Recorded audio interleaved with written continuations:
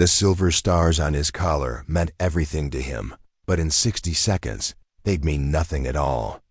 General Harrison Mitchell stood frozen as the encrypted phone buzzed with the kind of call that ended careers, watching a woman he'd dismissed as irrelevant calmly adjust her rifle scope.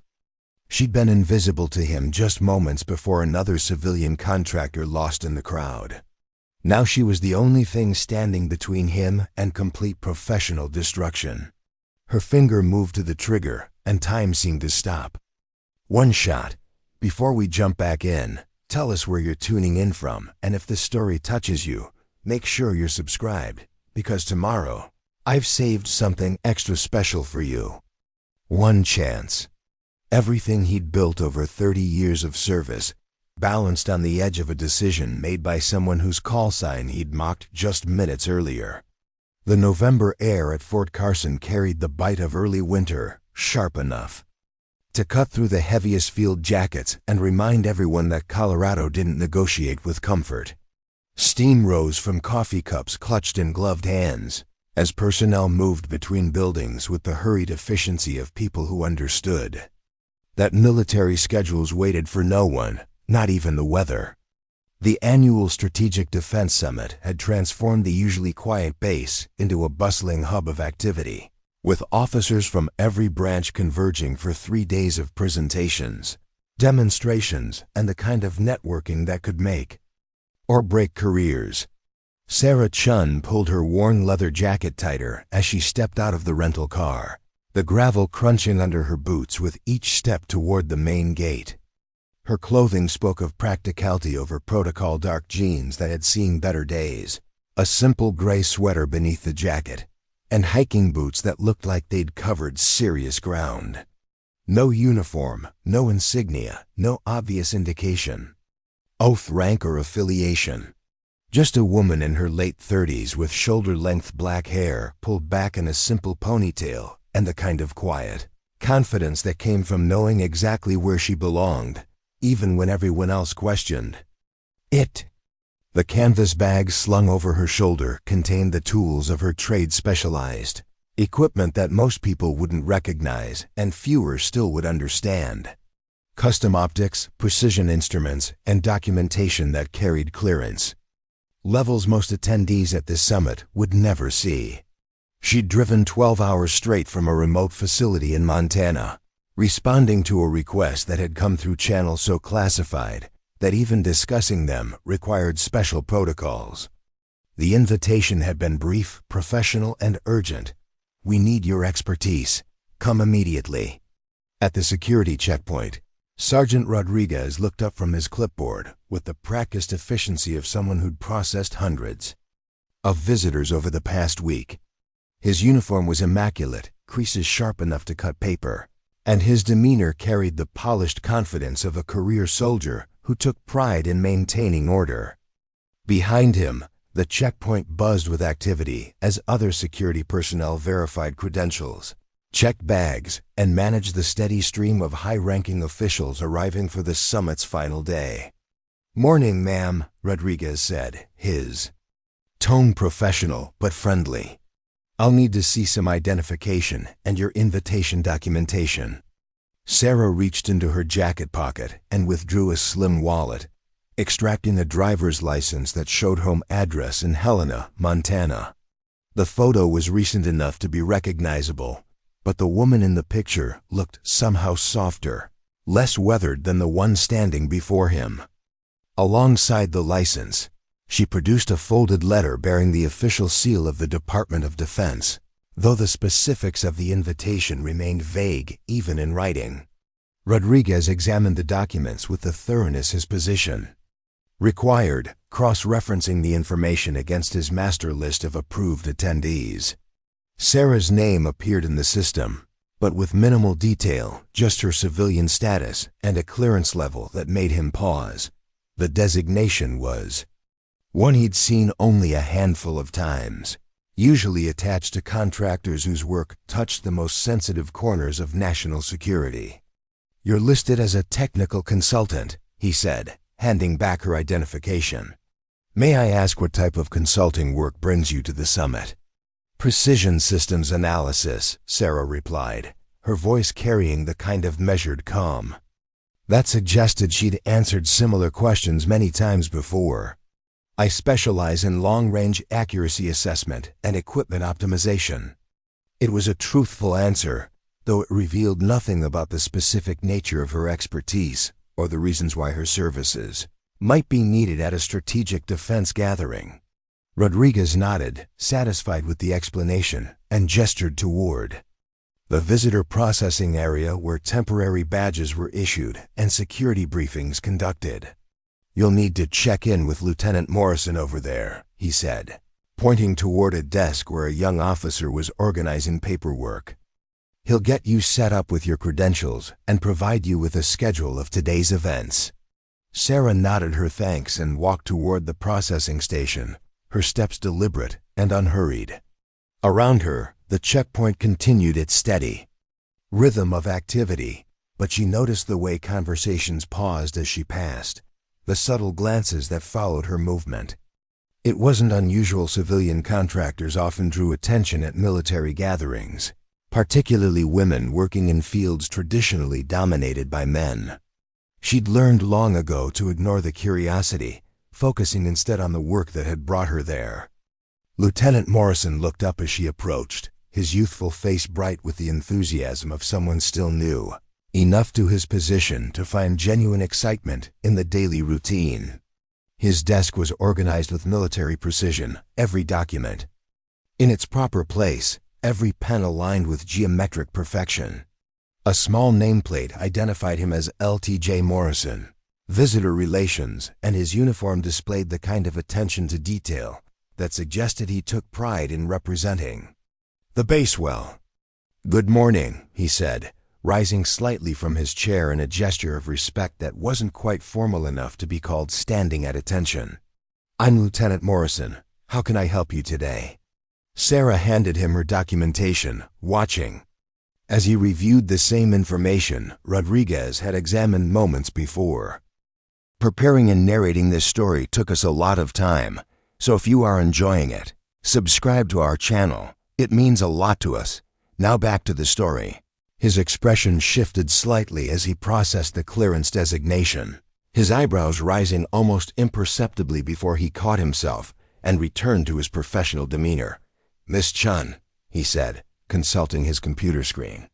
"I have you listed for the technical demonstration session this afternoon, but I don't see any specific details about your role in the proceedings."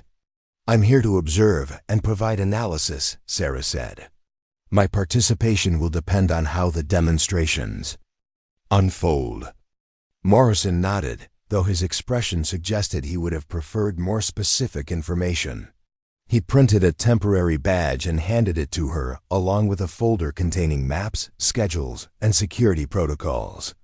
The badge identified her simply as S. Chen, technical consultant, with no additional details about her background or the nature of her work. "The summit activities are taking place in Building 47, Morrison said, pointing to a location on the base map. Today's SCHEULE includes presentations from various defense contractors, followed by live demonstrations of new equipment and systems. The technical session you're registered for begins at 1400 hours. Sarah clipped the badge to her jacket and tucked the folder under her arm. "Thank you, Lieutenant. I'll find my way from here." As she walked away from the processing station, she became aware of the attention her presence was drawing from other visitors and personnel. Conversations seemed to pause as she passed, and she could feel the weight of curious glances following her movement.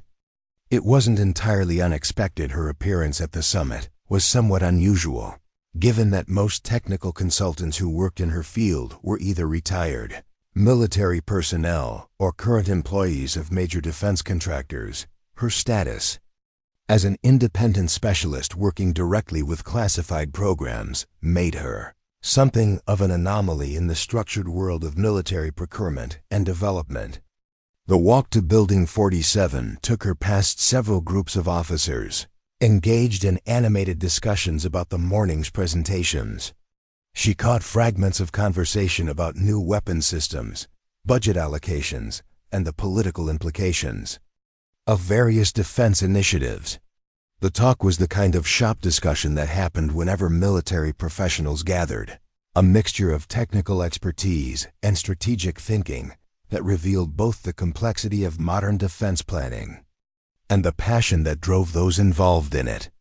Near the entrance to Building 47, she noticed a cluster of senior officers standing beneath a covered walkway, their conversation more subdued than the group she'd passed earlier. Their uniforms displayed the kind of ribbon arrays and insignia that spoke of extensive combat experience and high-level responsibilities. Among them, she recognized several faces from briefings and classified documents, though she'd never met any of them personally. At the center of the group stood General Harrison Mitchell, his presence commanding attention even in casual conversation. Mitchell was a tall man with silver hair that had been carefully styled to maintain a professional appearance despite his 62 years. His uniform was impeccable, every detail perfect, and his bearing spoke of someone who had spent decades in positions of authority. The stars on his collar marked him as one of the most senior officers at the summit, and his reputation in strategic defense circles was well established. Mitchell's voice carried clearly across the walkway as he gestured toward the building entrance. The demonstration this afternoon should provide some interesting insights into the contractor's capabilities, he was saying, though I suspect most of what we'll see will be more about marketing than actual battlefield effectiveness. The comment drew knowing chuckles from his companions, the kind of shared cynicism that developed among experienced military professionals who had seen too many promises from defense contractors fail to deliver real-world results.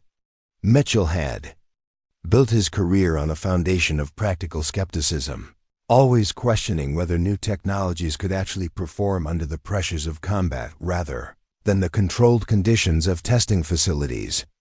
The problem with most of these civilian consultants, Mitchell continued, his tone carrying the authority of someone accustomed to having his opinions respected, is that they understand theory but lack the practical experience to know what actually works in the field. They can build impressive systems, but they can't account for the chaos of real combat.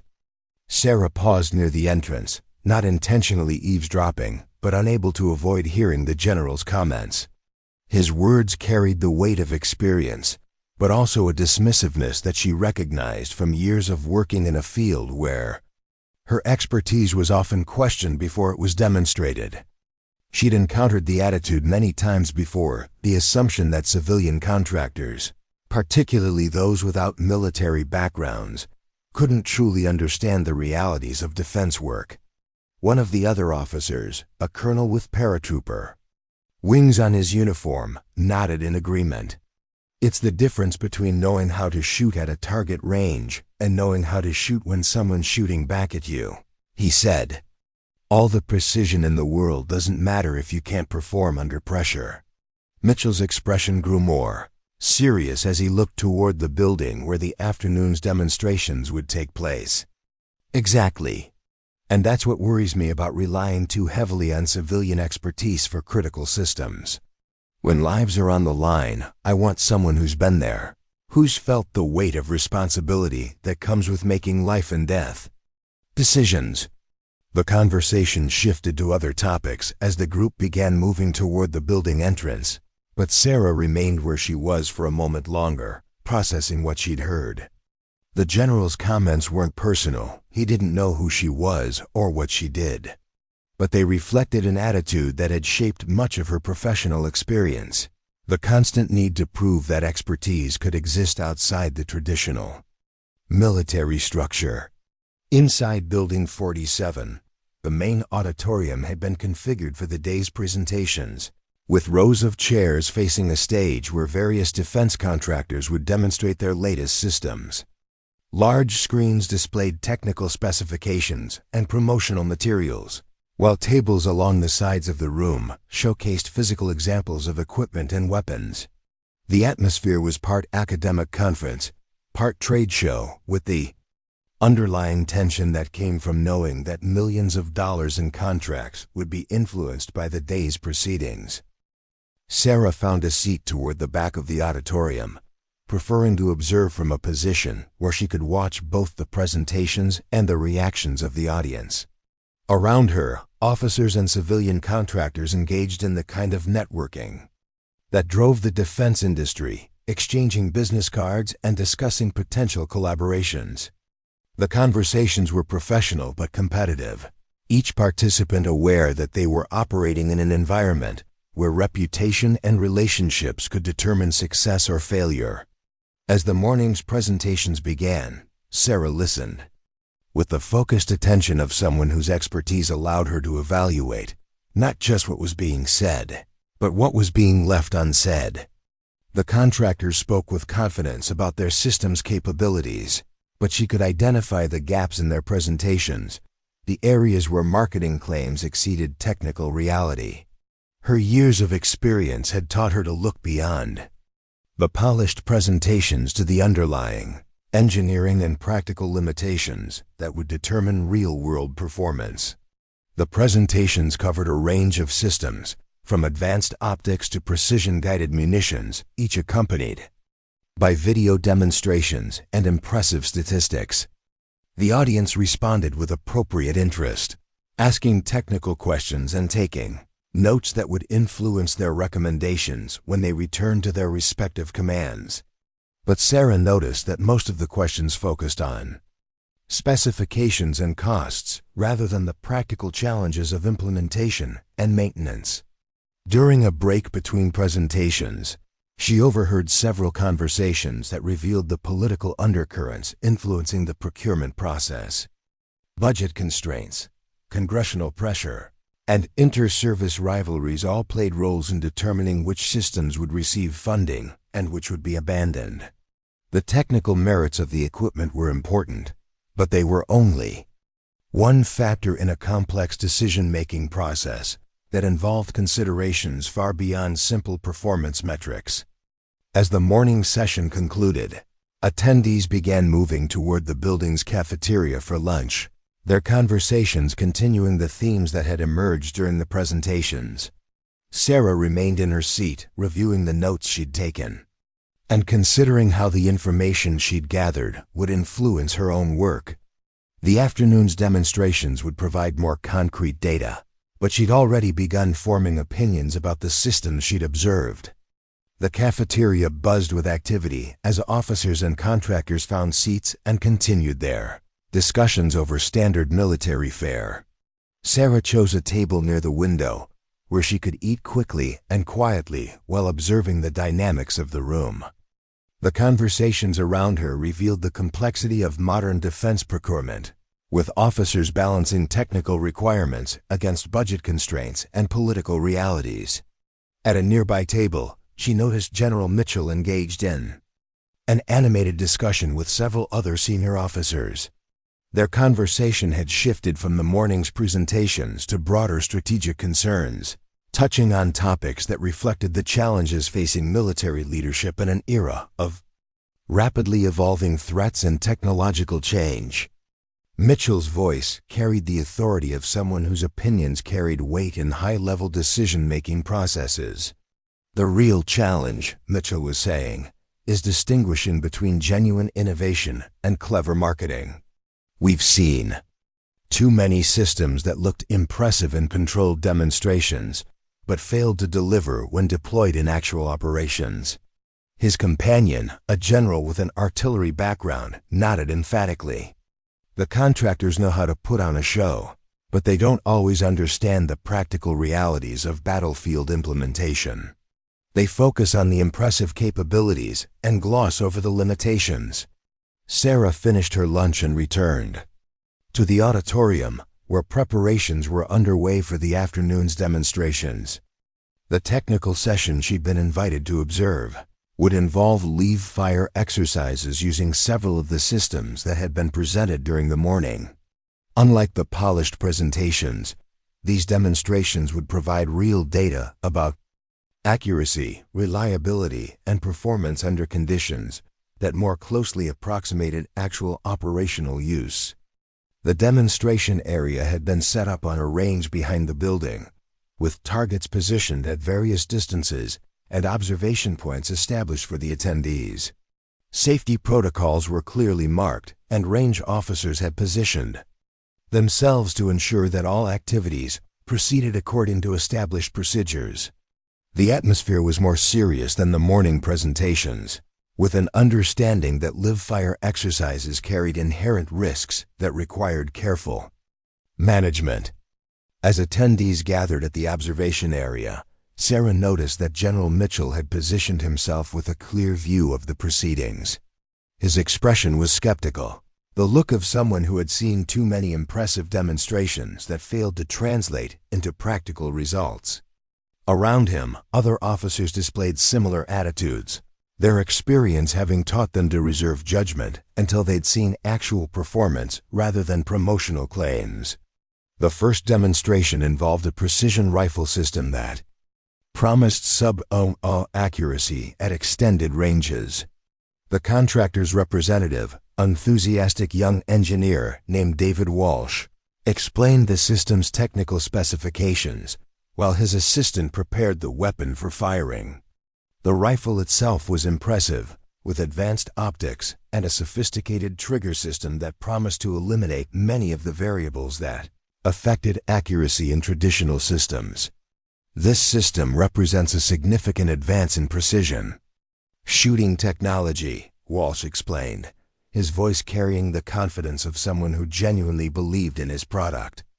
The integrated ballistic computer automatically adjusts for environmental factors, while the advanced optics provide target acquisition capabilities that far exceed traditional systems. The demonstration proceeded smoothly, with the rifle system producing impressive groups at ranges that would have challenged even experienced marksmen using conventional equipment. The attendees watched with interest as Walsh's assistant consistently hit targets at distances that showcased the system's capabilities. The performance was undeniably impressive, and several officers took notes while others asked technical questions about the system's specifications and operational requirements. General Mitchell observed the demonstration with professional interest, but his expression remained skeptical. When Walsh invited questions from the audience, Mitchell was among the first to respond, his voice carrying the authority of someone whose experience gave weight to his concerns. "The performance is impressive under these controlled conditions," Mitchell said, his tone measured but pointed. "But how does the system perform when the shooter is under stress, when environmental conditions are less than ideal, when the target is moving or partially concealed?" Walsh's response was confident but revealed some of the limitations that the demonstration hadn't addressed. "The system is designed to minimize the impact of human factors," he said. "But you're right that real-world conditions can introduce variables that are difficult to account for in controlled testing." The exchange continued for several minutes, with Mitchell pressing for details about the system's performance under adverse conditions while Walsh provided answers that were technically accurate but revealed the gaps between demonstration conditions and operational reality. Other officers joined the discussion, their questions reflecting the practical concerns that would influence their procurement decisions. As the demonstration concluded, Sarah noticed that the general skepticism had been shared by many of his colleagues. The rifle system's performance had been impressive, but the questions raised during the discussion had highlighted the challenges that would face any organization attempting to implement the technology in actual operations. The gap between demonstration and deployment was a familiar theme in defense procurement, one that had shaped many careers and influenced countless decisions. The afternoon's remaining demonstrations followed similar patterns, with impressive technical performance accompanied by discussions that revealed the practical challenges of implementation. Sarah observed each demonstration with the critical eye of someone whose expertise allowed her to evaluate not just what was being shown, but what was being overlooked. Her notes reflected both the capabilities of the systems being demonstrated and the limitations that would affect their real-world effectiveness. As the formal demonstrations concluded, attendees began gathering their materials and preparing to leave. The afternoon had provided valuable information, but Sarah sensed that many of the officers remained unconvinced that the systems they'd observed would provide significant advantages over existing capabilities. The demonstrations had been technically sound, but they hadn't addressed the fundamental question of whether the new technologies would perform effectively under the stress and chaos of actual combat. General Mitchell was among the last to leave the observation area, his conversation with other senior officers continuing as they walked toward the building. Sarah could hear fragments of their discussion, which focused on the practical challenges of integrating new systems into existing operational frameworks. The general's skepticism remained evident, his comments reflecting the kind of careful analysis that had characterized his approach to the day's proceedings. "The technology is impressive," Mitchell was saying, "but I'm not convinced that the advantages justify the costs and complexity of implementation. We've seen too many systems that looked revolutionary in demonstrations, but proved to be more trouble than they were worth in actual operations." His companion, a colonel with extensive combat experience, nodded in agreement. "The question isn't whether the systems work under controlled conditions," he said.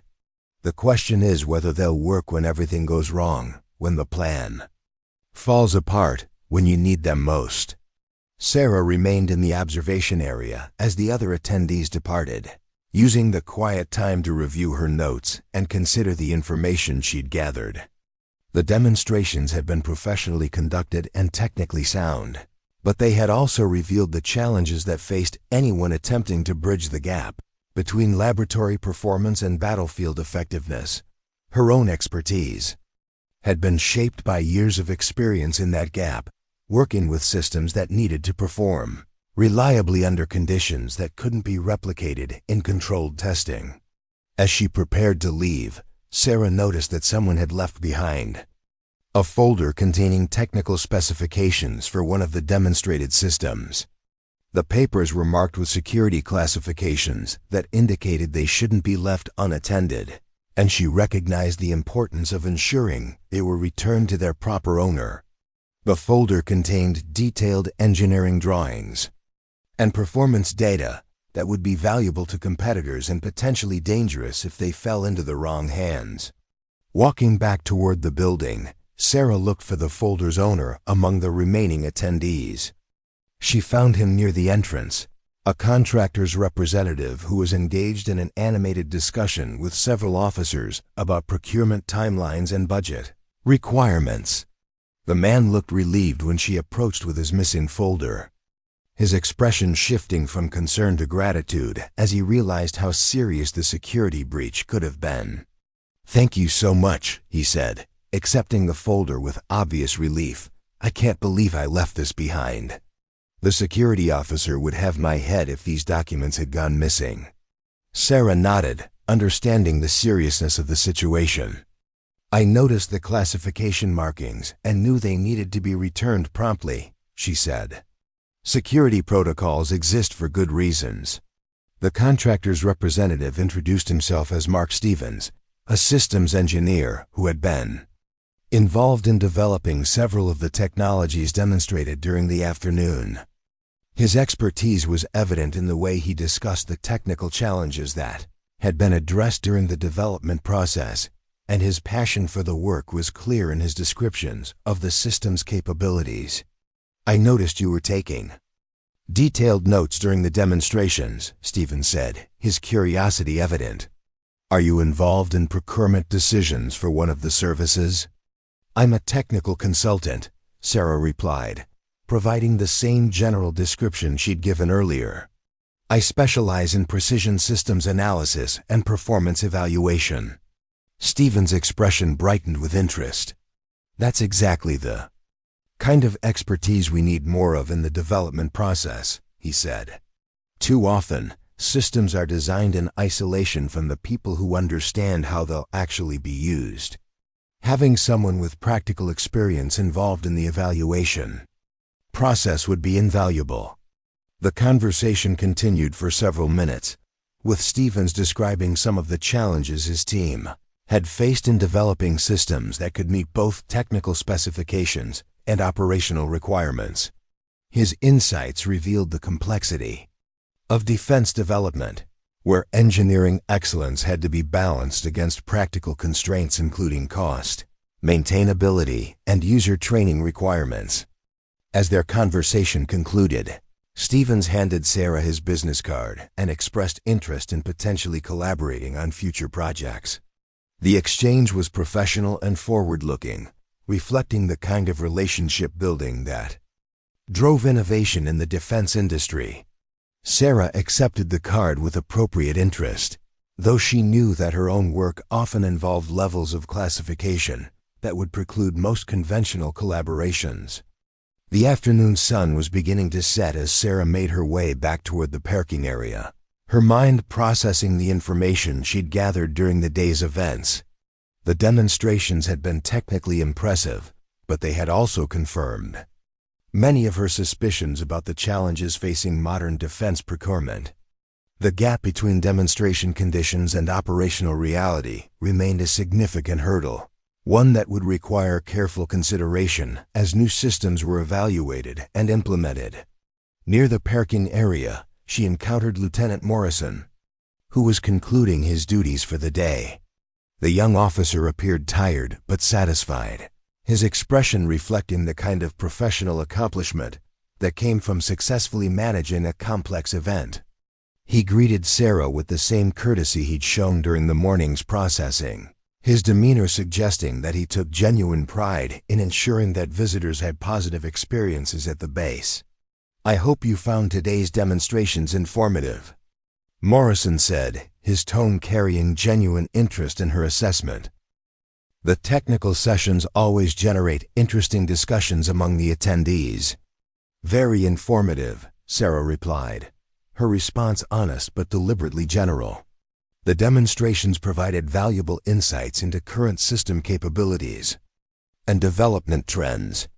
Morrison nodded, satisfied with her response. "If you need any assistance with your departure processing or have questions about tomorrow's schedule, please don't hesitate to contact me," he said. "We want to ensure that all our visitors have everything they need."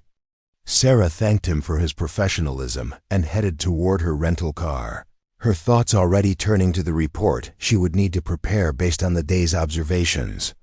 The information she'd gathered would be analyzed and synthesized into recommendations that would influence decisions at levels far above the contractor demonstrations and officer discussions she'd witnessed.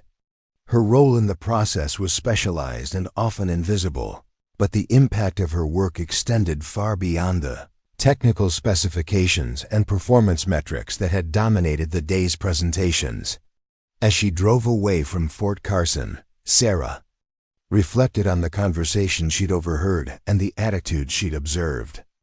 General Mitchell's skepticism was understandable and professionally appropriate, but it also reflected the kind of institutional resistance to change that could prevent innovative solutions from reaching the people who needed them most. The challenge was finding ways to bridge the gap between healthy skepticism and productive innovation, ensuring that new technologies were properly evaluated without being dismissed simply because they challenged established practices. The drive back to her hotel provided time to organize her thoughts and plan the analysis she would conduct over the following days. The technical data she'd collected would need to be evaluated against operational requirements that went beyond the specifications discussed during the demonstrations. Her expertise lay in understanding how systems would perform under conditions that couldn't be replicated in controlled testing, and her recommendations would need to account for variables that most evaluators never considered. The summit would continue for another day, with additional demonstrations and discussions that would provide more information for her analysis. But she'd already gathered enough data to begin forming preliminary conclusions about the system she'd observed. Some showed genuine promise for improving operational capabilities, while others appeared to be solutions in search of problems. Impressive technically, but lacking clear advantages over existing systems. As she settled into her hotel room for the evening, Sarah began the process of transcribing and organizing her notes, preparing for the detailed analysis that would occupy her over the next several days. The work was solitary and demanding, requiring the kind of focused concentration that came from years of experience in evaluating complex systems under demanding conditions. But it was also deeply satisfying, knowing that her analysis would contribute to decisions that could ultimately save lives and improve the effectiveness of military operations. The phone call that would change everything was still hours away, but the foundations had been laid during the day's events. General Mitchell's skepticism about civilian contractors, the technical capabilities demonstrated during the afternoon sessions, and the complex relationships between military personnel and defense industry representatives had all contributed to a situation that would soon require exactly the kind of expertise that Sarah Chun possessed. The irony of the situation was still unknown to everyone involved, but the pieces were already in motion for a confrontation that would challenge assumptions and demonstrate the value of capabilities that existed outside the traditional military structure. Tomorrow would bring new presentations and demonstrations, but it would also bring the crisis that would test everyone's assumptions about expertise, authority, and the true meaning of professional capability. The general who had dismissed civilian contractors as theoretically competent but practically inexperienced would soon discover that expertise could exist in unexpected places, and that the most valuable capabilities were often found in the people who drew the least attention to themselves. The stage was set for a lesson in humility and recognition, though none of the participants yet realized the roles they would play in the drama that was about to unfold. The second day of the Strategic Defense Summit began before dawn, when most of Fort Carson still lay quiet under a blanket of early morning mist. Sarah Chun had risen at 5:30, her internal clock adjusted to the rhythm of someone accustomed to working in multiple time zones and adapting to rapidly changing schedules. The hotel coffee was stronger than she preferred, but it served its purpose as she reviewed the encrypted emails that had arrived during the night. The messages contained updates from colleagues scattered across various installations and facilities, each contributing pieces to assessments that would influence decisions at the highest levels of government. Sarah's role in these evaluations was rarely visible to the people whose work she analyzed, but her recommendations carried weight in circles where technical expertise was valued over rank or political connections. The morning's correspondence included requests for additional analysis and questions about timeline, adjustments that suggested her presence at Fort Carson might be needed longer than originally planned. After a quick breakfast in the hotel restaurant, she drove back to the base through streets that were beginning to show signs of the day's activity. Early morning PT formations jogged past in the distance, their synchronized movements creating patterns against the landscape that spoke to the discipline and coordination that defined military life. The sight was familiar to Sarah, though her own experience with such formations came from observation rather than participation. Her path to expertise had followed different routes, shaped by civilian institutions and private sector opportunities that had eventually led to her current role. The security checkpoint buzzed with increased activity as the summit's final day brought additional attendees and media representatives who would document the concluding presentations. Sergeant Rodriguez greeted her with the professional courtesy of someone who remembered her from the previous day, his processing of her credentials efficient and routine. The temporary badge she received was identical to the one she'd worn before, but she noticed that her status in the system had been updated to reflect her extended stay and expanded access to certain areas of the base. Lieutenant Morrison appeared, more confident than he had the previous morning, his experience managing the first day's activities having provided him with the kind of practical knowledge that complemented his theoretical training. His greeting carried the warmth of someone who had successfully handled his responsibilities, and was looking forward to concluding the event with equal professionalism.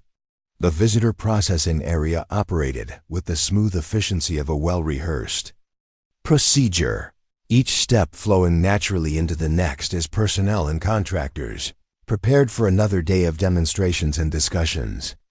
Building 47 had been reconfigured overnight to accommodate different types of presentations, with additional equipment brought in to support live-fire exercises that would provide more realistic assessments of the systems being evaluated. The main auditorium retained its theater-style seating, but additional screens had been installed to provide better visibility of field demonstrations that would be conducted simultaneously with indoor presentations. The atmosphere carried an causal undercurrent of anticipation, as if everyone understood that the final day would bring more definitive conclusions about the technologies and capabilities that had been under consideration. Sarah chose a different seat than she had occupied the previous day, positioning herself where she could observe not only the presentations, but also the reactions and interactions of the attendees. Her training had taught her that understanding the human dynamics of these gatherings was often as important as evaluating the technical systems being demonstrated. Decision-making in defense procurement involved complex relationships between military requirements, political constraints, and commercial interests, and the most successful evaluations accounted for all these factors. The morning's first presentation focused on integrated command and control systems that promised to improve coordination between different units and services. The contractor's representative, a former Navy officer named Captain William Foster, brought both technical expertise and operational experience to his explanation of the system's capabilities. His presentation style was more subdued than some of the previous day's speakers, reflecting perhaps a deeper understanding of the practical challenges that military personnel faced in implementing new technologies. Foster's system addressed communication gaps that had been identified in recent operations, where different units had struggled to maintain coordination due to incompatible equipment and conflicting protocols. The technical solution was elegant in its simplicity, providing standardized interfaces that could integrate with existing systems while offering enhanced capabilities for future expansion. The demonstration included real-time simulations that showed how the system would function under various operational scenarios. General Mitchell listened to Foster's presentation with the same careful attention he had brought to the previous day's demonstrations, but his questions revealed a more nuanced understanding of the challenges the system was designed to address. The general's operational experience had exposed him to the exact problems that Foster's technology promised to solve, and his inquiries focused on practical implementation issues rather than theoretical capabilities. The integration challenges you've addressed are certainly real, Mitchell said during the question period. But how does your system handle the inevitable modifications and customizations that different units will want to make? In my experience, standardization often breaks down when it encounters the specific requirements of individual commands. Foster's response demonstrated his understanding of both the technical and organizational aspects of military operations. We've designed the system with modular architecture, specifically to accommodate local modifications while maintaining core compatibility, he said. The key is providing enough flexibility for customization without compromising the standardization that makes communication possible in the first place. The exchange continued for several minutes, with other officers contributing questions that reflected their own experiences with communication challenges. Sarah observed that this discussion was more substantive than many of the previous days' presentations, perhaps because Foster's background gave him credibility with his military audience, and his system addressed problems that everyone in the room had encountered personally. As the morning progressed, additional presentations covered topics ranging from logistics optimization to personnel management systems. Each speaker brought different perspectives and capabilities, but Sarah noticed that the most effective presentations were those that clearly connected technical capabilities to operational needs. The contractors who understood military culture and could speak the language of practical problem-solving generated more interest and engagement than those who focused primarily on impressive specifications. During a break between presentations, Sarah found herself near the coffee station where several groups of officers had gathered to discuss what they'd heard. The conversations were animated but professional, with participants sharing experiences and opinions that revealed the complexity of decision-making in defense procurement. She listened without intruding, gathering insights into the concerns and priorities that would influence the evaluation process. One group was discussing the challenge of balancing innovation with reliability, a theme that had emerged repeatedly throughout the summit. A colonel with logistics background was explaining how promising new technologies often created unexpected maintenance and training burdens that offset their operational advantages. His colleagues nodded in agreement, sharing stories of systems that had looked impressive in demonstrations, but proved problematic when deployed to operational units. Another conversation focused on the political aspects of procurement decisions, with officers acknowledging that technical merit was only one factor in determining which systems received funding. Budget constraints, congressional requirements, and inter-service rivalries all played roles in shaping outcomes, sometimes leading to decisions that didn't align with the preferences of operational commanders. The discussion was candid but professional, reflecting the realistic understanding that military personnel had developed about the environment in which they operated. Sarah moved away from the coffee station and walked toward the windows that overlooked the demonstration area where afternoon activities would take place. The range had been expanded from the previous day's configuration, with targets placed at longer distances and additional observation points established to accommodate the larger audience expected for the final demonstrations. Range safety officers were conducting their preliminary inspections, ensuring that all protocols were in place for what promised to be more complex and challenging exercises. Through the windows, she could see technicians preparing equipment for systems that would be demonstrated later in the day. The precision rifle system from the previous afternoon was being set up again, along with several other weapons platforms that promised enhanced accuracy and reliability.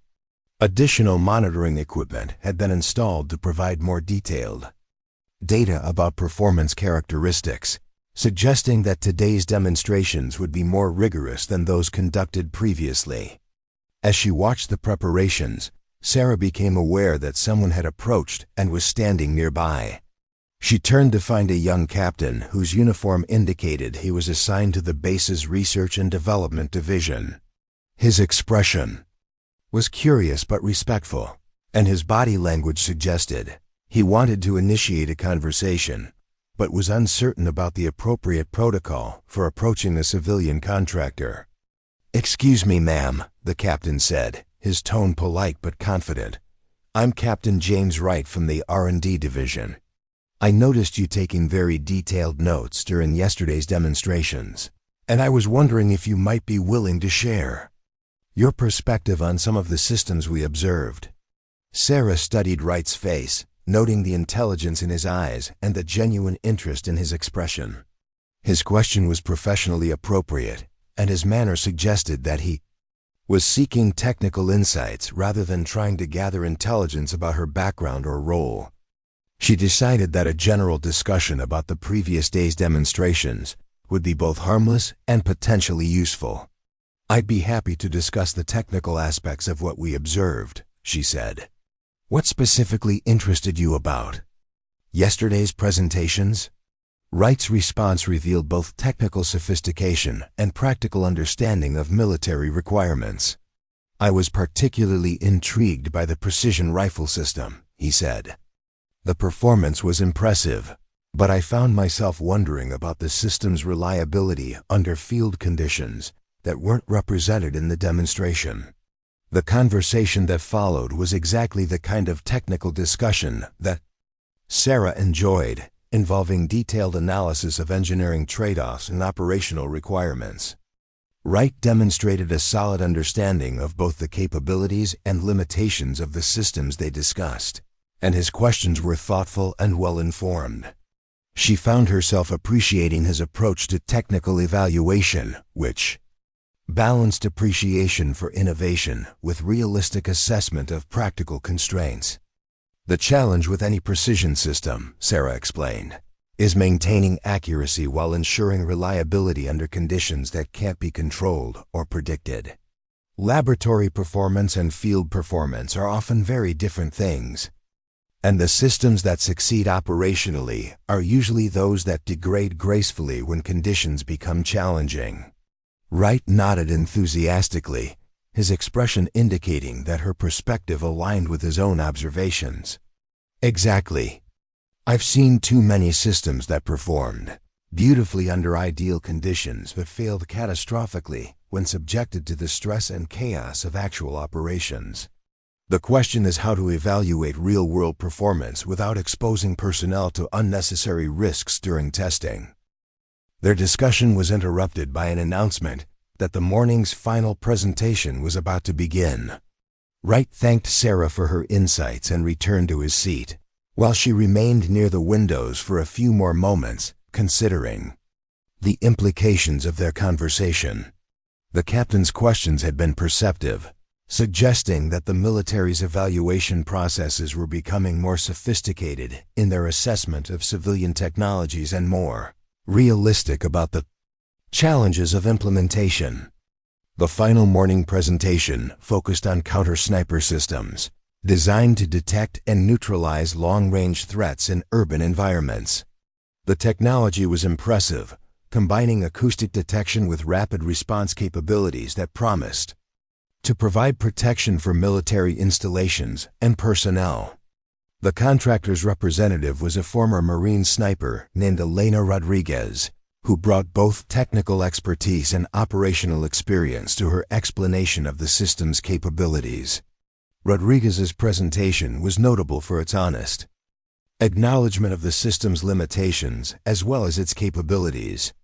She explained that while the technology could reliably detect sniper fire and provide approximate location information, the effectiveness of response measures depended heavily on factors that couldn't be controlled through technology alone. Her approach was refreshingly realistic, focusing on how the system could improve existing security procedures rather than promising revolutionary capabilities that might not be achievable. General Mitchell's questions during this presentation were particularly pointed, reflecting his understanding of the threats that the system was designed to address. His experience had exposed him to the realities of sniper attacks, and his inquiries focused on practical concerns about response times, false positive rates, and integration with existing security protocols. Rodriguez's answers demonstrated her understanding of these concerns and her commitment to providing realistic assessments of the system's capabilities. The key advantage of this system, Rodriguez explained, isn't that it eliminates the sniper threat completely, but that it reduces the time required to locate and respond to an attack. In my operational experience, the difference between a 30-second response and a 3-minute response can be the difference between containing an incident and dealing with mass casualties. The presentation concluded with a video demonstration that showed the system operating under various conditions, including scenarios that simulated some of the environmental and operational challenges that might be encountered in actual deployments. The footage was compelling but not oversold, reflecting Rodriguez's understanding that military audiences were more impressed by honest assessment than by exaggerated claims. As the morning session ended, attendees began preparing for lunch and the afternoon's field demonstrations. Sarah noticed that the conversations were more focused and substantive than they had been the previous day, suggesting that the presentations were generating the kind of serious consideration that would influence procurement decisions. The quality of questions and discussions had improved as participants became more familiar with the technologies and more confident in their ability to evaluate them effectively. During lunch, Sarah found herself seated near a table where several senior officers were discussing the morning's presentations. Their conversation was animated but professional, with participants sharing perspectives that reflected their different backgrounds and responsibilities. She listened without intruding, gathering insights into the decision-making processes that would determine which technologies received further consideration and funding. Colonel Patricia Hayes, whose background was in intelligence analysis, was explaining her assessment of the counter-sniper system. "The technology is sound," she said, "but the real question is whether the operational advantages justify the costs and complexity of implementation. We need to consider not just the system's performance, but also the training requirements, maintenance burden, and integration challenges." Her companions nodded in agreement, with several contributing additional factors that would need to be considered in any comprehensive evaluation. The discussion revealed the complexity of modern defense procurement, where technical capabilities had to be balanced against numerous practical constraints, including budget limitations, personnel requirements, and strategic priorities that extended beyond immediate operational needs. General Mitchell joined the conversation briefly, contributing his perspective on the relationship between technological solutions and operational effectiveness. "The best systems," he said, "are usually those that make existing procedures more effective rather than trying to replace them entirely. Military personnel are most successful when they can build on their training and experience rather than having to learn completely new approaches." The comment generated additional discussion about the role of human factors in system effectiveness, with participants sharing experiences that illustrated the importance of considering user acceptance and adaptation in technology evaluation. The conversation was sophisticated and nuanced, reflecting the kind of careful analysis that characterized effective military decision-making. As lunch concluded, Sarah noticed increased activity around the demonstration area as technicians made final preparations for the afternoon's exercises. Additional security measures had been implemented, with range safety officers positioned at strategic locations and communication systems tested to ensure coordination between observation points and firing positions. The level of preparation suggested that today's demonstrations would be more complex and challenging than those conducted previously. The afternoon session began with a briefing about safety protocols and observation procedures, delivered by the range safety officer with the kind of authoritative precision that left no doubt about the seriousness of the proceedings. The afternoon's demonstrations would involve live-fire exercises with several different systems, each designed to test specific aspects of performance under conditions that more closely approximated operational use. The first system to be demonstrated was an enhanced version of the precision rifle platform that had been shown the previous day. The modifications included improved environmental compensation and enhanced target acquisition capabilities, changes that promised to address some of the concerns that had been raised during earlier discussions. The contractor's team had clearly listened to feedback and attempted to incorporate suggestions into their system configuration. Sarah positioned herself at an observation point that provided clear visibility of both the firing position and the target area. Around her, officers and contractors prepared monitoring equipment that would capture detailed data about system performance, including accuracy measurements, response times, and reliability indicators that would support comprehensive evaluation of the technology's capabilities. The demonstration began with a series of shots at progressively longer ranges, each designed to test different aspects of the system's performance. The enhanced environmental compensation was immediately apparent, with the system maintaining accuracy despite wind conditions that would have challenged conventional equipment. The target acquisition capabilities were equally impressive, allowing rapid engagement of multiple targets with minimal adjustment time between shots. General Mitchell observed the demonstration with obvious interest, his expression shifting from skepticism to cautious appreciation as the system's performance exceeded his expectations. His questions during breaks in the firing sequence focused on practical concerns about maintenance, training requirements, and operational deployment, suggesting that he was beginning to consider the technology as potentially viable rather than merely impressive. The demonstration reached its climax with a challenging scenario that simulated the kind of complex engagement that might be encountered in actual operations. Multiple targets were placed at varying distances and positions, with time constraints that tested both the system's capabilities and the operator's ability to utilize them effectively under pressure. The performance was exceptional, with accuracy and speed that clearly exceeded what would have been possible with conventional equipment. As the firing sequence concluded, Sarah noticed that the atmosphere among the observers had shifted significantly. The combination of impressive performance and honest assessment of limitations had generated the kind of credible evaluation that military audiences found compelling. The technology was clearly advanced, but it had been presented in a way that acknowledged practical constraints and focused on realistic improvements rather than revolutionary capabilities.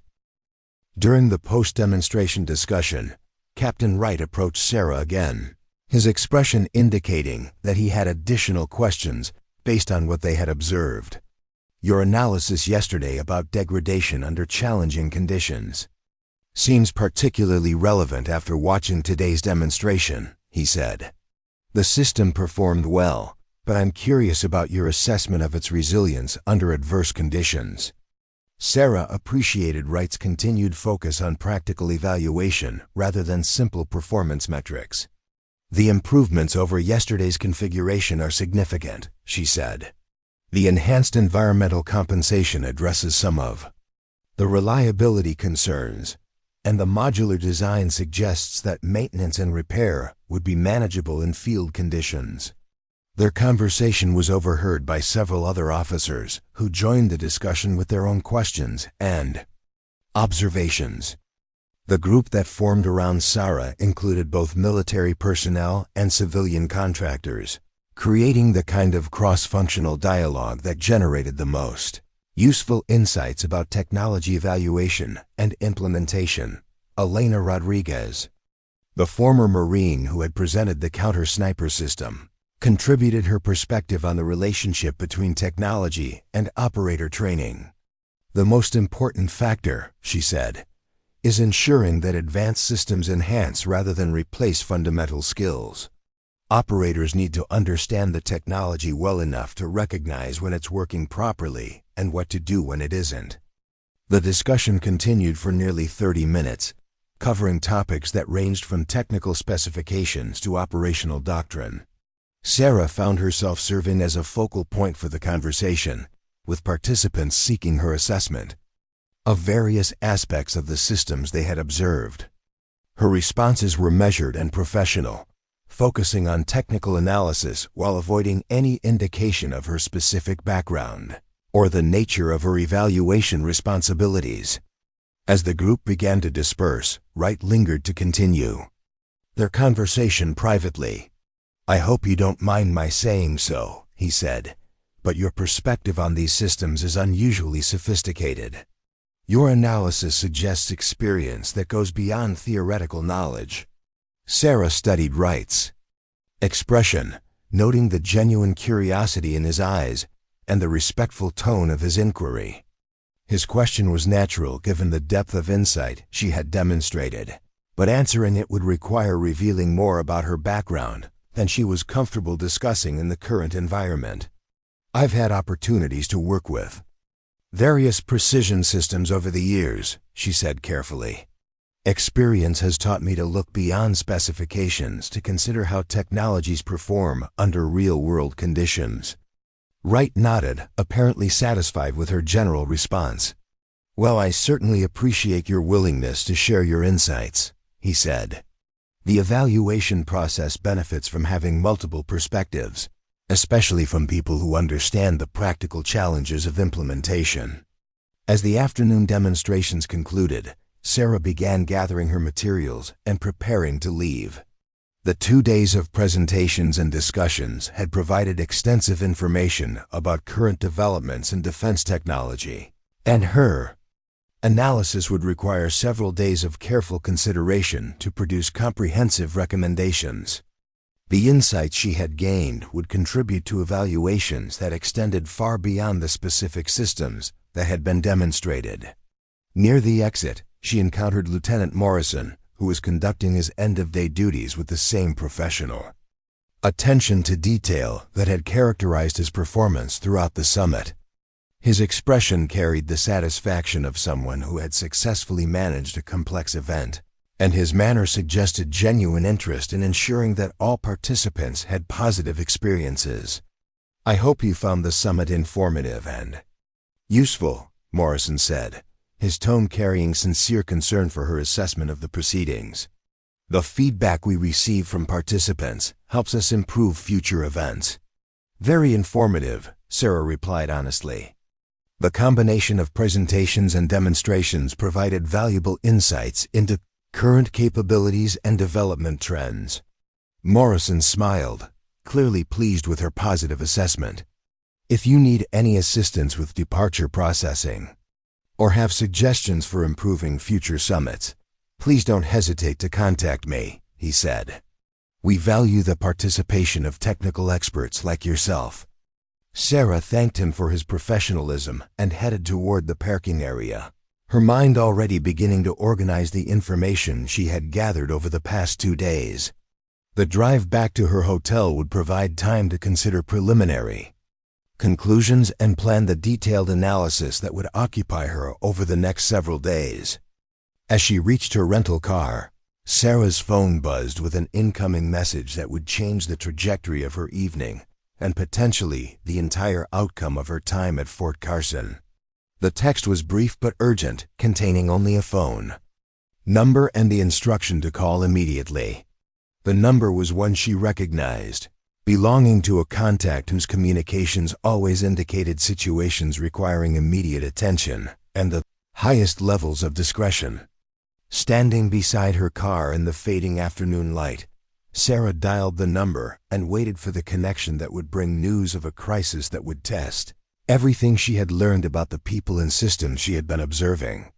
The conversation that followed would be brief, but would set in motion events that would challenge assumptions, reveal capabilities, and demonstrate the value of expertise that existed outside traditional institutional boundaries.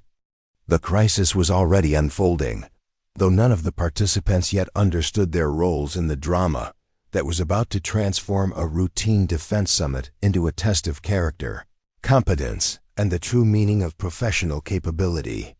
The stage was set for revelations that would surprise everyone involved and provide lessons that would be remembered long after the technical demonstrations and procurement discussions had been forgotten. The voice on the other end of the phone carried the weight of authority that came with decades of experience in situations where failure was not an option. Director Marcus Thompson's words were measured and precise, each syllable delivered with the kind of clarity that left no room for misinterpretation or delay. "Sarah, we have a developing situation that requires your immediate expertise," Thompson said, his tone indicating that the conversation was already moving beyond pleasantries into operational necessity. "There's been a credible threat assessment regarding tomorrow morning's closing ceremony at Fort Carson. Intelligence suggests a potential long-range attack during the General Assembly." Sarah felt her pulse quicken as she processed the implications of what Thompson was telling her. The closing ceremony would bring together the highest-ranking officers from multiple services, creating exactly the kind of high-value target that would attract the attention of hostile actors seeking maximum impact from a coordinated attack. The security protocols for such events were comprehensive, but they were designed to address conventional threats, rather than the kind of sophisticated long-range capabilities that modern adversaries possessed. "What's the specific intelligence?"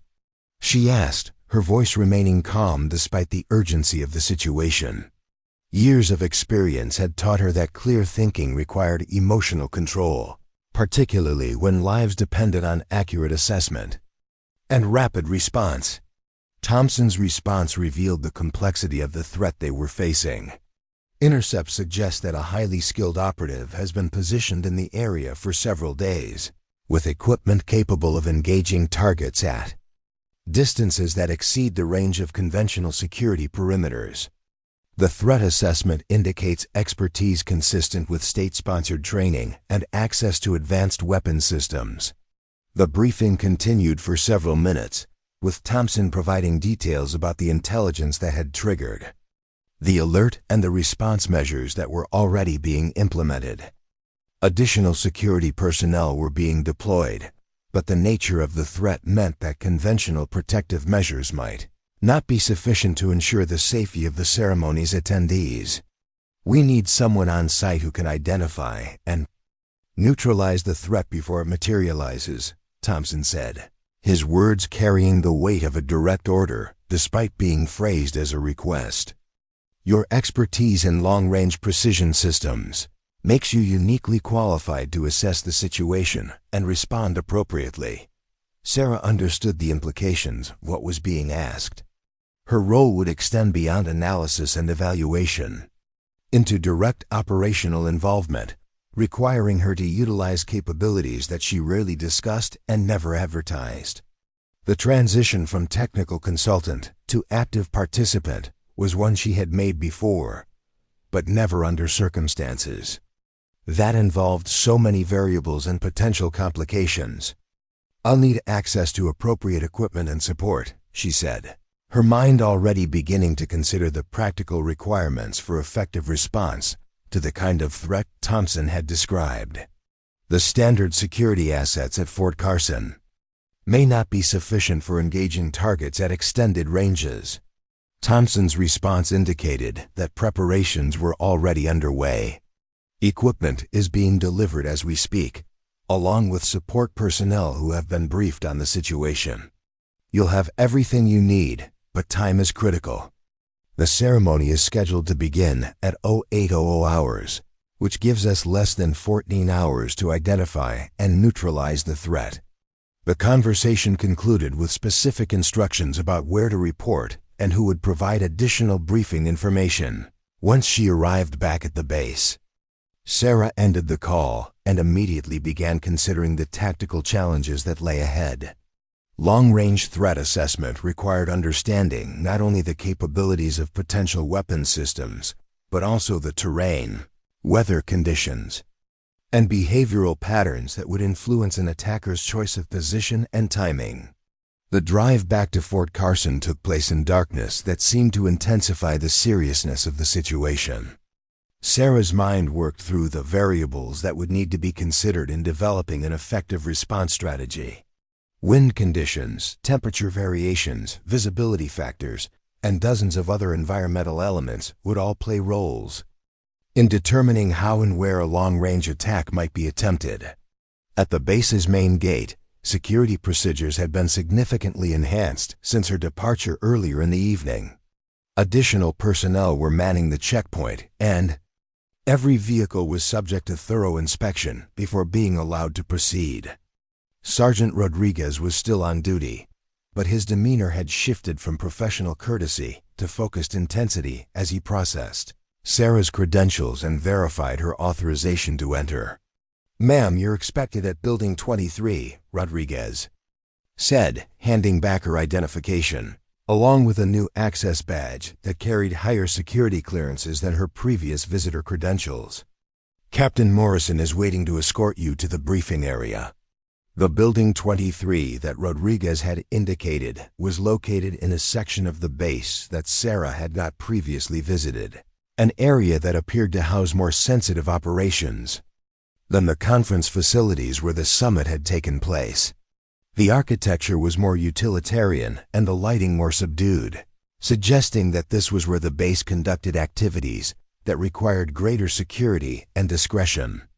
Captain Morrison appeared as Sarah parked near the building entrance, but his demeanor was markedly different from the enthusiastic young officer who had managed visitor relations during the summit. His expression was serious and focused, and His movements carried the kind of precision that indicated he was operating under significant pressure and responsibility. "Miss Chun, thank you for responding so quickly," Morrison said, his voice carrying none of the casual friendliness that had characterized their previous interactions. "Director Thompson has briefed me on the situation, and I'm authorized to provide you with whatever support you need." The interior of Building 23 was configured for operational planning rather than administrative functions, with large displays showing maps, weather data, and surveillance feeds from around the base. Personnel moved with purpose between workstations that were monitoring various aspects of the developing security situation, their activities coordinated through communication systems that allowed real-time information sharing and decision-making. Morrison led Sarah to a briefing room where additional personnel were waiting to provide more detailed information about the threat assessment and response planning. The group included intelligence analysts, security specialists, and technical experts who had been assembled to address the specific challenges posed by a potential long-range attack during a high-profile ceremony.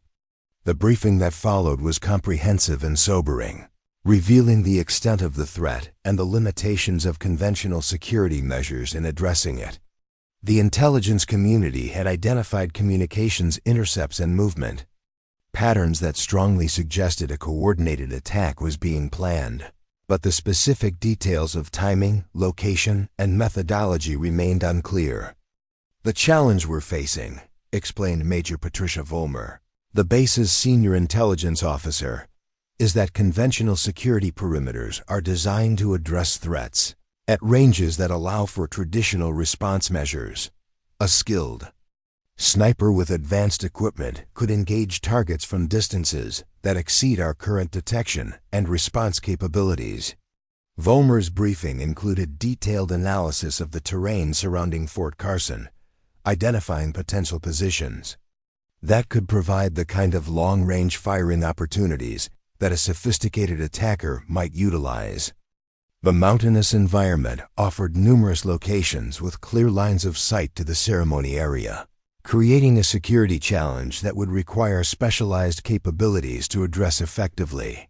"Our standard counter-sniper teams are excellent," Vollmer continued, "but they're equipped and trained for engagements at ranges that may not be sufficient for this threat. The intelligence suggests that we're dealing with someone who has access to equipment and training that exceeds conventional military capabilities." Sarah studied the tactical displays and terrain maps that Vollmer had provided, her mind automatically calculating ranges, angles, and environmental factors that would influence both attack and defense scenarios. Her expertise allowed her to visualize the tactical situation in ways that complemented the intelligence analysis, identifying patterns and possibilities that might not be apparent to personnel without her specialized background. "The key variables," Sarah said, addressing the assembled group, "will be weather conditions, timing, and the attacker's choice of position. Long-range precision shooting requires careful consideration of environmental factors that change throughout the day, and a skilled operative will choose timing and location to maximize advantages while minimizing exposure to counter-detection." Her analysis prompted additional questions from the briefing participants, revealing that her expertise was providing insights that enhanced their understanding of the tactical situation.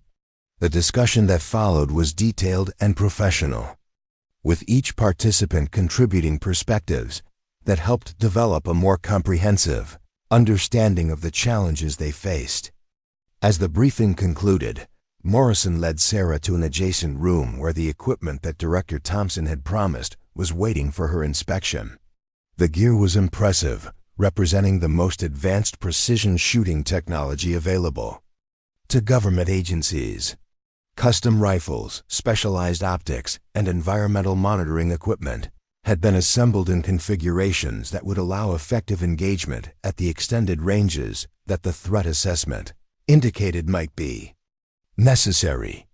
"This equipment was selected specifically for your expertise and the requirements of this situation," Morrison explained. Technical support personnel are available if you need assistance with configuration or calibration, but Director Thompson indicated that you would prefer to handle the primary setup yourself. Sarah examined the equipment with the practiced eye of someone who understood both the capabilities and limitations of precision shooting systems. The rifles were built to specifications that exceeded most military standards, with custom barrels, advanced trigger systems, and optics that could provide accurate target acquisition at distances that would challenge even highly trained personnel. The environmental monitoring equipment would allow real-time assessment of wind, temperature, and atmospheric conditions that would influence bullet trajectory over extended ranges. "The configuration is excellent," Sarah said, her assessment honest and professional. "This equipment will allow effective engagement at any range where the threat might materialize. The key will be identifying the attacker's position before they can initiate their attack." Morrison nodded, his expression indicating relief that the equipment met Sarah's requirements. "Intelligence personnel will be monitoring all available surveillance systems throughout the night," he said. "Any indication of movement or positioning that suggests hostile intent will be immediately communicated to your location." The tactical planning session that followed involved detailed consideration of positioning, communication protocols, and response procedures that would be implemented when the threat materialized. Sarah's role would be to provide long-range precision capabilities that could neutralize an attacker before they could engage targets at the ceremony, but success would depend on accurate intelligence and coordination with other security elements. "The ceremony area has been configured to provide multiple defensive positions," Morrison explained, indicating locations on a detailed map of the base. "Your primary position will offer maximum visibility of the most likely attack corridors, with backup positions available if the situation requires repositioning." The planning continued until well past midnight, with every aspect of the response strategy carefully considered and contingency plans developed for various scenarios. The complexity of the operation reflected the seriousness of the threat and the high-profile nature of the targets that would be attending the ceremony. Failure was not an option, and everyone involved understood the consequences of ineffective response. As the planning session concluded, Sarah was escorted to quarters where she could rest before the early morning deployment that would position her for the ceremony.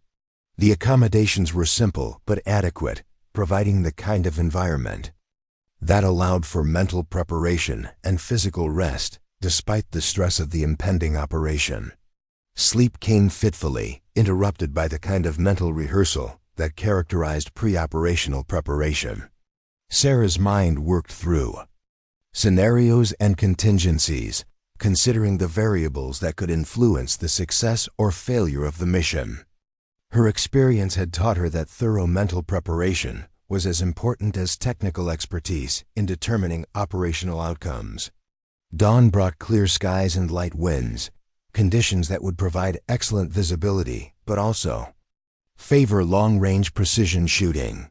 Sarah arrived at the equipment area before first light, beginning the methodical process of final preparation and calibration that would ensure optimal performance when the situation demanded it.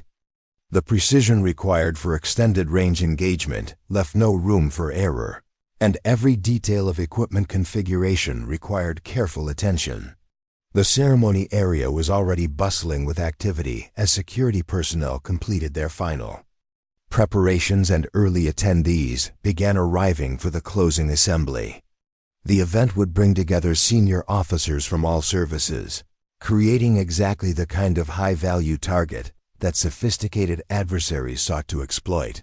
The security measures were comprehensive, but necessarily balanced against the public nature of the ceremony and the private expectations of the attendees. Sarah's position offered excellent visibility of the surrounding terrain, while providing the kind of concealment that would prevent detection by potential threats. The advanced optics allowed detailed surveillance of potential firing positions, while communication systems ensured constant coordination with intelligence personnel who were monitoring other aspects of the security situation. The morning progressed with increasing tension as the ceremony's start time approached, and intelligence continued to suggest that the threat remained active.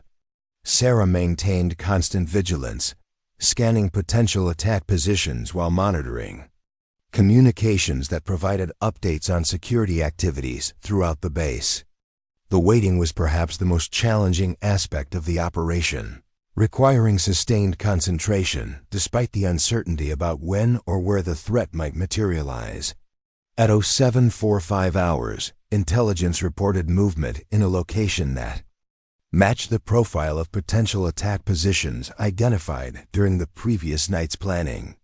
The report was brief but specific, indicating that surveillance systems had detected activity consistent with someone establishing a long-range firing position in terrain that offered clear lines of sight to the ceremony area. Sarah immediately adjusted her focus to the reported location, using the advanced optics to search for visual confirmation of the threat. The distance was significant, pushing the limits of even advanced surveillance equipment, but her expertise allowed her to identify subtle signs that confirmed the intelligence assessment. Someone was indeed establishing a position that would allow engagement of targets at the ceremony. The confirmation of the threat triggered immediate activation of response protocols that had been carefully planned during the previous night's session. Communication systems carried alerts to all security elements while Sarah began the precise calculations that would be required for accurate engagement at the extreme range that separated her position from the identified threat. Through her scope, Sarah could see the attacker's position taking shape as someone with obvious expertise established what appeared to be a sophisticated firing position. The range was nearly 2 kilometers, a distance that would challenge even the most advanced equipment and require perfect execution of every aspect of the engagement process. Environmental conditions, equipment performance, and human factors would all need to align precisely for successful neutralization of the threat. The ceremony had begun, with General Mitchell and other senior officers taking their positions on the platform that had been established for the closing assembly. The gathering represented years of military experience and leadership, people whose loss would impact national security in ways that extended far beyond the immediate tragedy. The responsibility for protecting them rested largely on Sarah's shoulders, a weight that she felt acutely as she made final preparations for what might be the most important shot of her professional life. Intelligence reports indicated that the attacker was making final preparations, suggesting that the threat would materialize within minutes.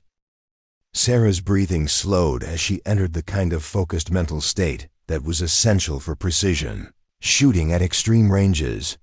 Years of training and experience had prepared her for this moment, but the actual execution would require perfect integration of technical knowledge, physical skill, and mental discipline.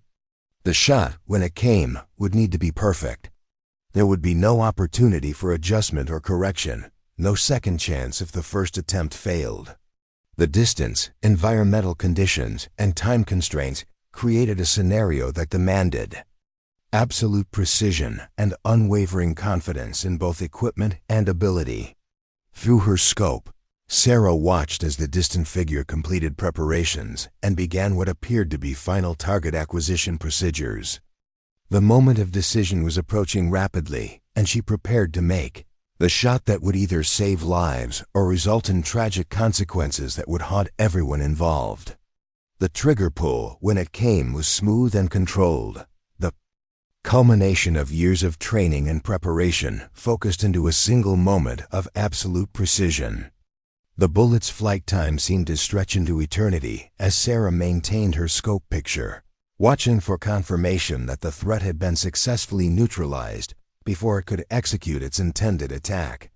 The impact was visible through the advanced optics, confirming that the engagement had been successful and the threat eliminated before it could materialize into actual violence. The relief that followed was immediate but brief, as Sarah maintained her position to ensure that no Additional threats had been overlooked, and that the ceremony could continue safely. The communication that followed confirmed that the threat had been neutralized, and that security personnel were moving to secure the area where the attacker had been positioned. The ceremony continued without interruption, with attendees unaware of how close they had come to experiencing a coordinated attack that could have resulted in significant casualties among senior military leadership. General Mitchell's speech that morning carried special significance, though he would not learn until later how literally his words about courage and dedication had been demonstrated by someone whose actions had preserved not only his life, but the lives of dozens of other senior officers. The irony of the situation would become apparent only when the full story of the morning's events was revealed and the general learned the identity of the person whose expertise had prevented what could have been a catastrophic attack on military leadership. The threat had been neutralized, the ceremony completed successfully, and lives saved through the application of expertise that existed outside traditional military structures. The events of the morning would soon reveal the true identity and capabilities of the woman who had been dismissed as just another civilian contractor, and the lessons learned would challenge assumptions about where genuine expertise could be found and how it should be valued and respected. General Harrison Mitchell stood at the podium 30 minutes after the closing ceremony had concluded, reviewing his notes for what he believed had been a routine conclusion to the Strategic Defense Summit. The morning's speech had gone well, covering the importance of innovation balanced with practical implementation in modern defense strategies. Around him, officers and contractors were engaged in final conversations before departing Fort Carson. Their discussions focused on the technologies and capabilities they had observed over the past 3 days. The encrypted communication that arrived on his secure phone at precisely 10:30 hours would shatter his understanding of everything that had transpired that morning. Director Thompson's voice carried the weight of classified information that would reshape Mitchell's perspective on events he thought he had witnessed firsthand. General Mitchell, this is Director Thompson from Special Operations Command. I need to brief you immediately on a situation that occurred during your ceremony this morning, Thompson said, his tone indicating that the conversation involved matters of national security. There was a credible threat against your life and the lives of other senior officers that was neutralized through the actions of one of our specialists. Mitchell felt his chest tighten as the implications of Thompson's words became clear. The peaceful ceremony he had just concluded had actually taken place under the shadow of a coordinated attack that could have resulted in catastrophic casualties among military leadership. The security briefings he had received before the event had mentioned enhanced precautions but had not indicated the specific nature or immediacy of any threats. What kind of threat? Mitchell asked, his voice steady despite the shock of learning how close he had come to disaster. Thompson's briefing was comprehensive and chilling, revealing details about the long-range attack that had been planned and the sophisticated operative who had been positioned to execute it. The intelligence community had tracked communications and movements that indicated a state-sponsored assassination attempt targeting the highest-ranking officers attending the summit's closing ceremony. The threat was neutralized at 0751 hours by a precision shot at a range of 1,847 meters, Thompson continued. The operative who made that shot prevented what our analysis indicates would have been a coordinated attack resulting in multiple casualties among senior military leadership. Mitchell struggled to process the magnitude of what he was learning. A threat that sophisticated, executed by someone with that level of training and equipment, represented exactly the kind of asymmetric warfare that kept defense planners awake at night. The fact that it had been detected and neutralized before he had even been aware of its existence spoke to capabilities and coordination that exceeded his previous understanding. Who was responsible for the neutralization? Mitchell asked, his military mind immediately focusing on the operational aspects of the response. Thompson's answer would fundamentally change Mitchell's understanding of expertise, capability, and the value of recognizing talent, regardless of its source. The operative who made the shot was Sarah Chun, the technical consultant who attended your summit as a civilian contractor.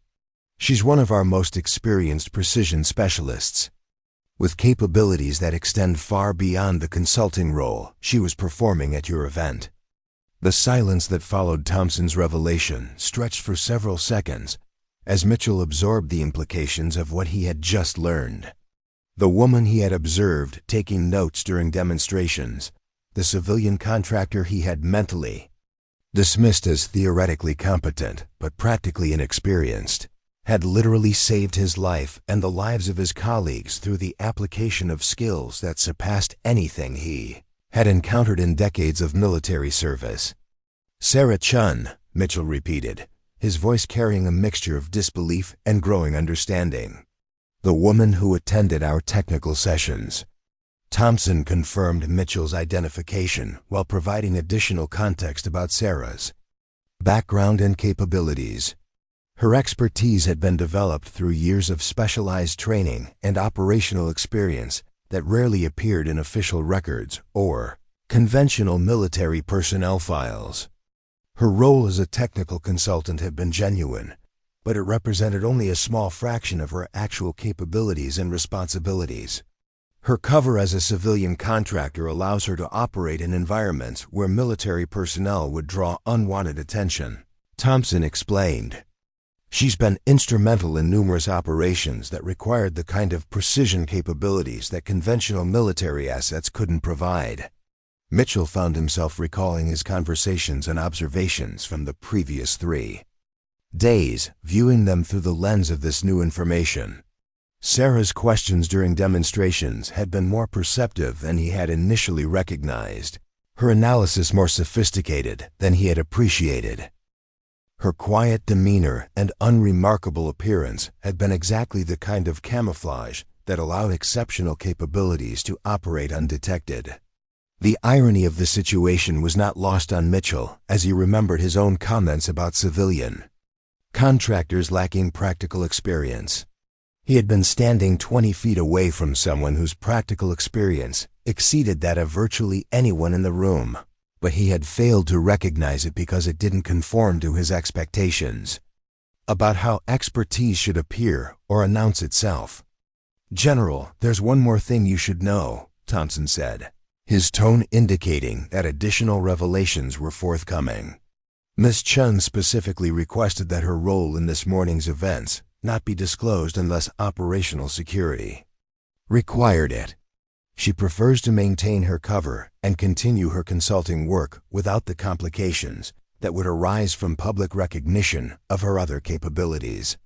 The request spoke to a level of professionalism and dedication that Mitchell found both admirable and humbling. Someone who had literally saved his life was asking for nothing more than the opportunity to continue serving without fanfare or recognition, to remain invisible in plain sight while providing capabilities that few people possessed and fewer still could execute under pressure. "I need to speak with her," Mitchell said, his voice carrying the weight of someone who understood that expressions of gratitude were inadequate for what had occurred but were nonetheless necessary. Thompson provided Mitchell with Sarah's location on the base, along with guidance about how to approach a conversation that would necessarily involve acknowledgement of classified activities and sensitive operational details. The discussion would require careful balance between personal gratitude and professional discretion, recognizing both the magnitude of what had occurred and the need to maintain the operational security that allowed such capabilities to remain effective. Mitchell found Sarah in the parking area near Building 47. Loading equipment into her rental car with the same methodical precision that had characterized her actions throughout the summit. Her appearance remained unremarkable, giving no indication of the morning's dramatic events or the life-and-death decisions that had been executed with lethal precision just hours earlier. "Miss Chun," Mitchell said as he approached, his voice carrying a formality that reflected both respect and uncertainty about how to begin a conversation that had no precedent in his experience. Sarah looked up from her packing, her expression calm but alert as she recognized the general's approach. Her demeanor suggested that she had been expecting this conversation, that she understood the information that had been shared and the questions that would naturally follow. "General Mitchell," she replied, her tone professional but warm. "I trust Director Thompson provided you with the necessary briefing about this morning's events." Mitchell nodded, still struggling to reconcile the woman standing before him with the capabilities that had been described during Thompson's briefing. "He did. I wanted to thank you personally for what you did, and to apologize for my failure to recognize your expertise during the summit." Sarah's response revealed both the humility and strength that had allowed her to operate effectively in environments where her capabilities were consistently underestimated. "Recognition wasn't necessary for me to do my job," she said simply. "And your skepticism about civilian contractors was professionally appropriate given the context of the summit."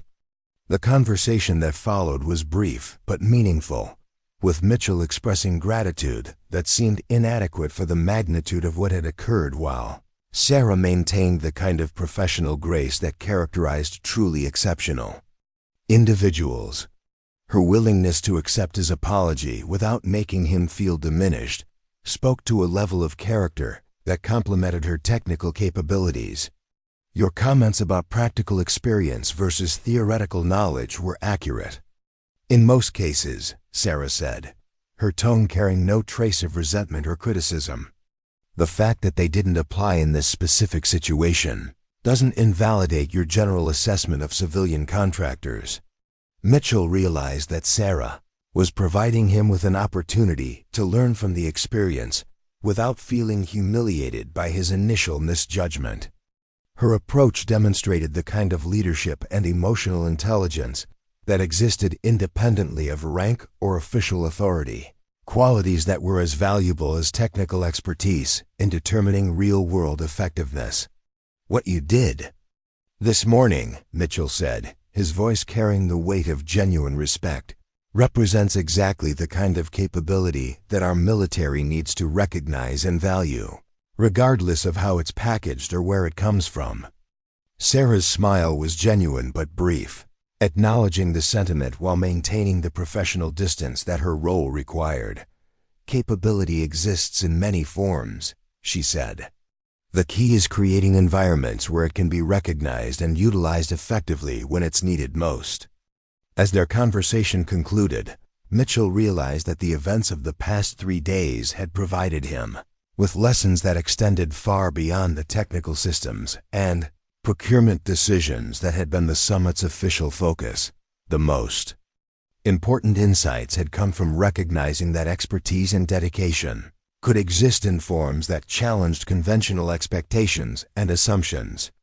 Sarah finished loading her equipment and prepared to depart Fort Carson, her work at the summit officially concluded. Her rental car pulled away from the base with the same unremarkable appearance that had characterized her arrival 3 days earlier, carrying someone whose capabilities had been demonstrated in the most consequential way possible, but who would likely never receive public recognition for what had been accomplished. Mitchell watched her departure with a mixture of gratitude and newfound respect for the complexity of modern defense capabilities. The woman driving away had saved his life and demonstrated expertise that exceeded anything he had encountered in decades of military service, but she would return to her normal duties without fanfare or acknowledgement from anyone except the small group of people who understood what had actually occurred.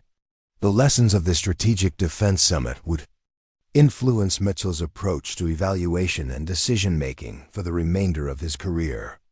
The experience had taught him to look beyond appearances and conventional credentials, to recognize capability wherever it existed, to value substance over presentation, and to understand that the most important capabilities were often those that drew the least attention to themselves.